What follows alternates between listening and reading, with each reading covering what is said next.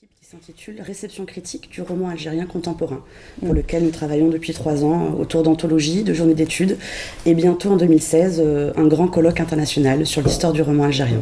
Très bien, vous allez nous en dire un petit peu plus sur tous ces projets dans un petit instant. Et puis nous recevons également Monsieur Salim Dada, bienvenue à vous. Bonjour. Vous êtes musicien, vous êtes compositeur et également chercheur au CNRPAH. Oui, c'est le Centre national des recherches anthropologiques et préhistoriques. Anthropologiques et historiques. Un jour peut-être j'arrive. Un jour peut-être je vais réussir à tous les mettre dans l'ordre. Et vous êtes tous deux doctorants. Tout à fait. Et vous venez tous deux de la prestigieuse université Sorbonne Paris 4, dit-elle.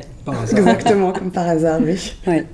Alors, on va revenir donc sur cet événement. Vous avez choisi donc de consacrer un colloque sur la question de l'identité algérienne dans le roman. Donc, la littérature algérienne nous invite toujours un petit peu à... Le roman algérien, c'est un petit peu un espace formidable de questionnement, justement, sur ce questionnement identitaire. Comment vous est venue l'idée d'y consacrer un petit peu ce colloque, ce rendez-vous? Alors, c'est plutôt Monsieur Hirej Bardadi, le directeur de division à l'UCLA, au centre du CRASC, qui a proposé en fait le premier atelier national sur les questions justement d'identité plutôt que d'identitaire pour éviter justement les querelles et qui a proposé le lundi 14 décembre, donc la semaine dernière, un grand, ce qu'on appelle workshop en général, qui permet de réunir des chercheurs plutôt de l'Ouest algérien, Tlemcen, Mostaranem et Oran et le CRASC, sur cette question effectivement de l'identité dans toutes les pratiques culturelles, c'est-à-dire la philosophie, la littérature, l'anthropologie, l'histoire, l'onomastique,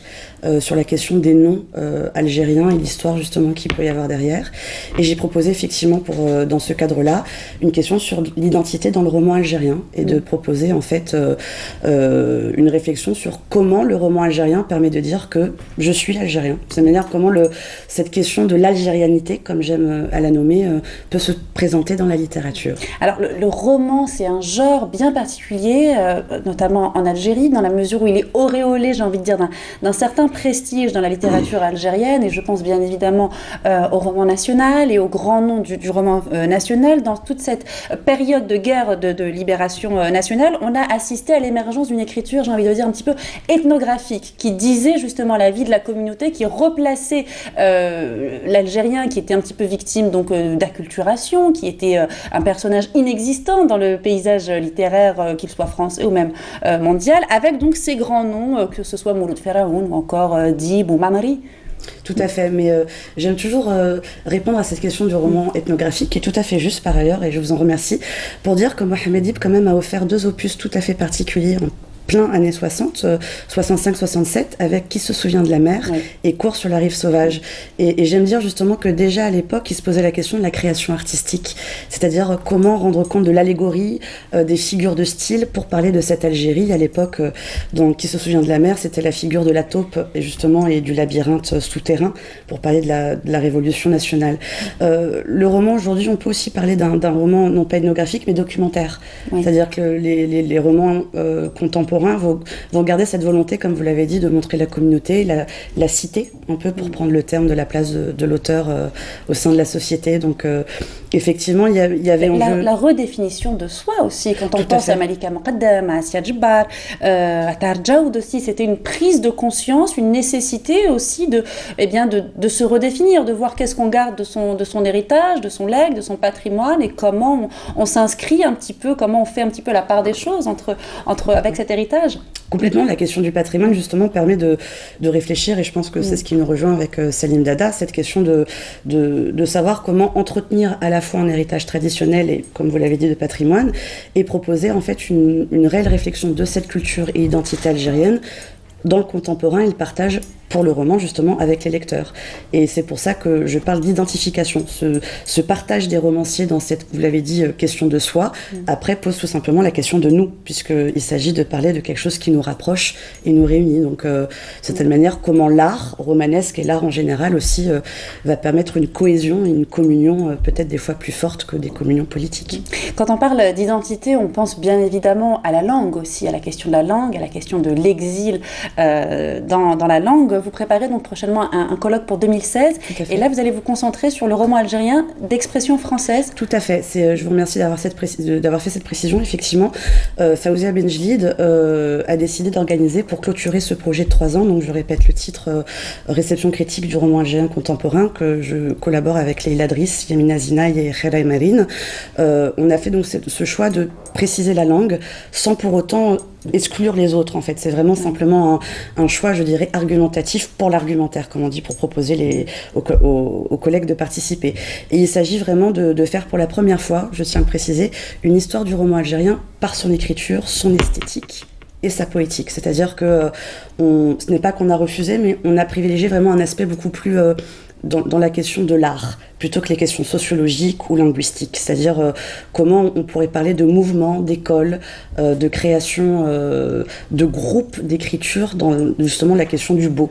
Voilà, et je pense que c'est l'élément qui manque à la littérature algérienne, la pensée dans sa beauté avec le grand B, c'est-à-dire ne plus la penser dans le noir ou le délicat du présent et de l'actuel, mais dans la beauté justement de sa création. Et puis les notions d'esthétisme en termes littéraires, bien évidemment, ne sont pas des concepts figés, ce sont des concepts très subjectifs et qui évoluent. Complètement, et c'est justement cette subjectivité-là, et moi je parlerais même de singularité. Je pense que c'est dans la singularité justement des auteurs, des noms, des champs éditoriaux, dans cette idée qu'il est possible d'avoir plusieurs choix, que va se mouvoir justement cette idée de réelle création concrète, et qu'il existe bien en fait des choses à lire et à regarder. Et je pense que c'est l'enjeu principal de ce colloque. Donc prochainement le colloque donc pour 2016. Tout à fait, mars 2016. Mars 2016. Le 6 et 7 mars 2016. Toujours du côté de Oran, au siège du CRASC. Le siège national du CRASC. On suivra ça avec beaucoup d'intérêt. Le patrimoine justement, comment s'approprie-t-on son patrimoine? Que reste-t-il de notre patrimoine? C'est aussi une problématique que vous soulevez, que vous avez soulevée avec cette journée de recherche ethnomusicologique qui s'est déroulée le 13 décembre dernier. Oui, c'est ça, oui. C'est déroulé au Centre national ou Centre des études andalouse, qui est l'annexe récente du CNRPH, donc le Centre national de recherche en préhistoire, anthropologie et histoire. Alors, le centre de Tlemcen, c'est un nouveau centre qui, voilà, il commence à se faire une identité, et c'est grâce à l'idée de M. Hachi, le directeur du CNRPH, qu'est venue, on va dire, la concrétisation de ce laboratoire d'organologie. Donc, organologie, c'est tout ce qui est autour de l'étude des instruments de musique, et notamment dans ce cas particulier, les instruments de musique algériens. On va dire c'est un travail qui dépasse un peu l'ethnographie et la description littéraire vers quelque chose de plus construit, donc autour de l'instrument, que ce soit sa fabrication, sa construction, sa facture, mais aussi son histoire, parce qu'à travers l'histoire des instruments, on a l'histoire de l'humanité, de la société algérienne, et puis à travers le symbole aussi.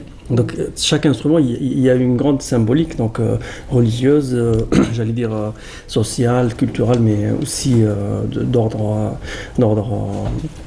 humain. Et puis on a aussi tout le travail sur la technologie, parce qu'un instrument peut nous relever la technologie de l'époque. Donc quand on a un arbab de 19e siècle, arbab c'est un instrument qui se construit, mais qui a besoin de plusieurs métiers, donc chaque parcelle d'un arbab, donc nous, on peut nous dégager vraiment la construction et le niveau technologique de l'époque.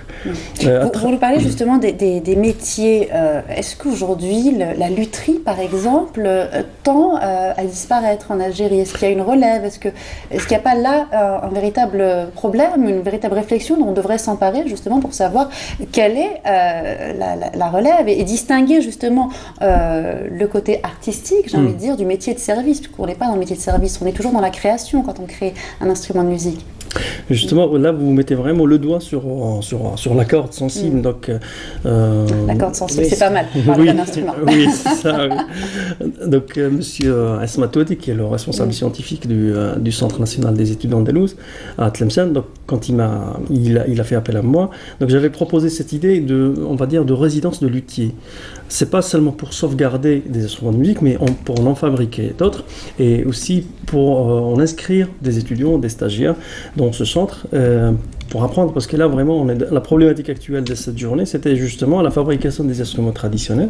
Et Dieu sait qu'en Algérie, on a à peine une douzaine de fabricants qui sont autonomes, qui font ce métier par amour, par passion, mais ils n'ont pas de structure, il n'y a pas de cadre, il n'y a pas de formation particulièrement pour la fabrication des instruments, ni pour la restauration des instruments traditionnels.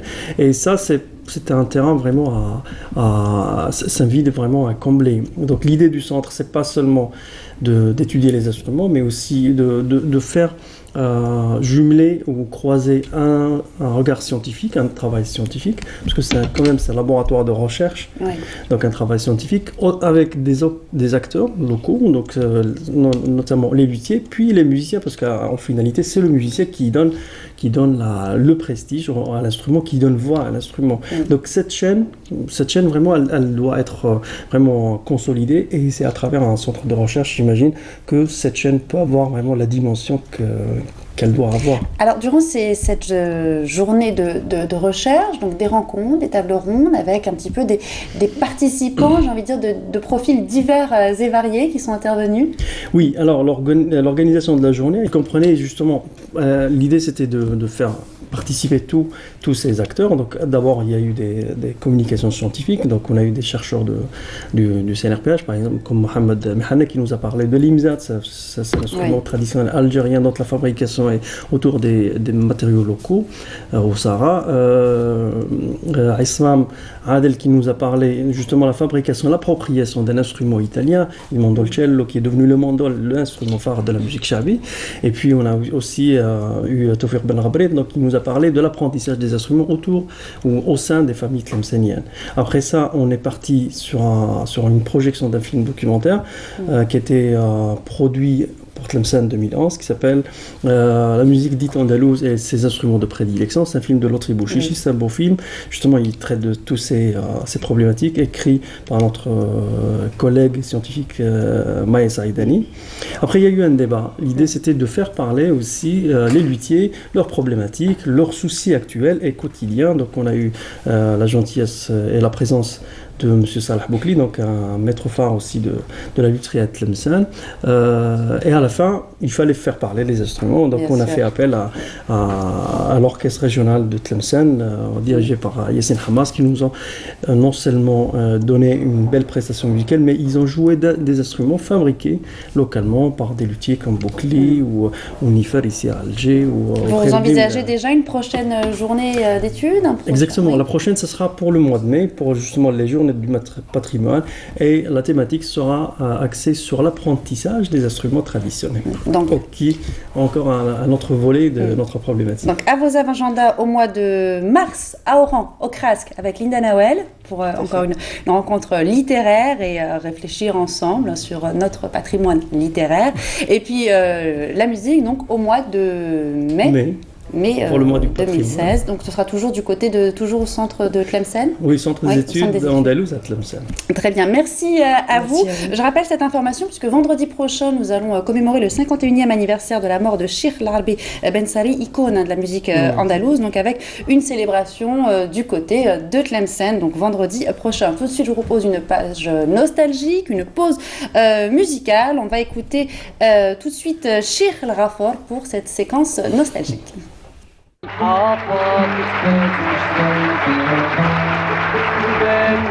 وزيدت الطعام بعاس لطعامه جحد عزيه في حياته عبد الخدام يا عرفني صنديد شنعاتي في القطرة محتم راكب شال ويسابق البرق روحاني بالجاه